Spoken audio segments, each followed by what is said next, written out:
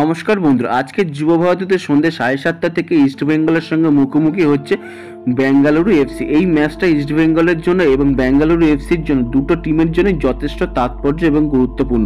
তার কারণ টপ 6-এ ঢোকার জন্য এই দুটো টিমকেই এই ম্যাচ থেকে সম্পূর্ণ 3 পয়েন্ট পেতে হবে এবং এই ম্যাচ থেকে সম্পূর্ণ 3 পয়েন্ট পেলে তবে অবশ্যই এই টপ 6-এ যাওয়ার লড়াইয়ে থাকবে এবং যে টিম হেরে যাবে বা পয়েন্ট লস্ট করবে তারা অবশ্যই এই টপ 6-এ যাওয়ার ক্ষেত্রে কিছুটা হলেও ব্যাঘাত ঘটবে বা চাপে পড়ে যাবে।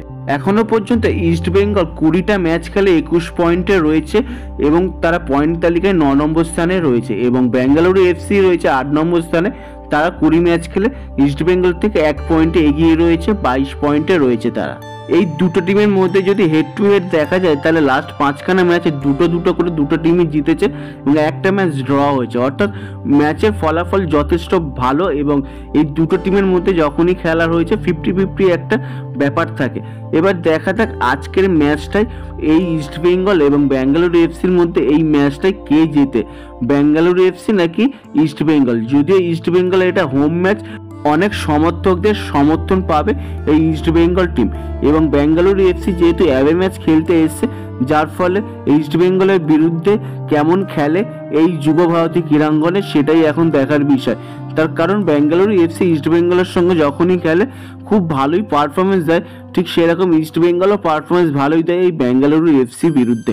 এবার দেখা যাক এই 50-50 ম্যাচে কে ম্যাচ বার করে নিতে পারে। আজকে যে ম্যাচ বার করে নিতে পারবে টপ 6-এ যাওয়ার রেসে সে অনেকটাই এগিয়ে যাবে এই মুহূর্তে।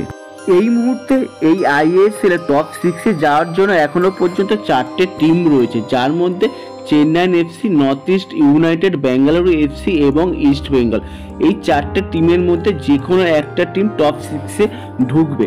সুতরাং বলাই যায় লাস্ট মুহূর্তে আইএসএল-এ এসে টপ 6-এর রেসে অনেক কটা টিমই রয়েছে এবং তারা নিজের ম্যাচগুলো যদি ঠিকঠাকভাবে খেলতে পারে তাহলে অবশ্যই যে কোনো টিম এই মুহূর্তে টপ 6-এ ঢুকে যেতে পারে। এবার দেখা যাক এই মুহূর্তে যদি পয়েন্ট তালিকা দেখি তাহলে অবশ্যই দেখব চেন্নাই এফসি সব থেকে এগিয়ে রয়েছে এই টপ 6-এ ঢোকার জন্য। তারা 20 ম্যাচ খেলে ইতিমধ্যেই 24 পয়েন্টে চলে গিয়েছে এবং নর্থ ইস্ট ইউনাইটেডও রয়েছে তাদের ঠিক পেছনেই, তারা 20 ম্যাচ খেলে 23 পয়েন্টে রয়েছে। এবার দেখা যাক পেছনে বেঙ্গালুরু এফসি এবং ইস্ট বেঙ্গল এই দুটো টিমও রয়েছে এই টপ 6-এ ঢোকার জন্য। এবার দেখা যাক তারা কতটা ভালো ফাইট দিয়ে এই চেন্নাই এফসি বা নর্থ ইস্ট ইউনাইটেডের পেছনে ফেলতে পারে, সেটাই এখন দেখার বিষয়। তোমরা অবশ্যই কমেন্ট করে জানাও ইস্ট বেঙ্গল কি পারবে টপ 6-এ কোয়ালিফাই করতে, তা অবশ্যই কমেন্ট করে জানাও। এই ভিডিওটা এই পর্যন্ত যদি ভালো লেগে থাকে তাহলে অবশ্যই লাইক, শেয়ার এন্ড কমেন্ট কর এবং অবশ্যই চ্যানেলটিকে সাবস্ক্রাইব করো।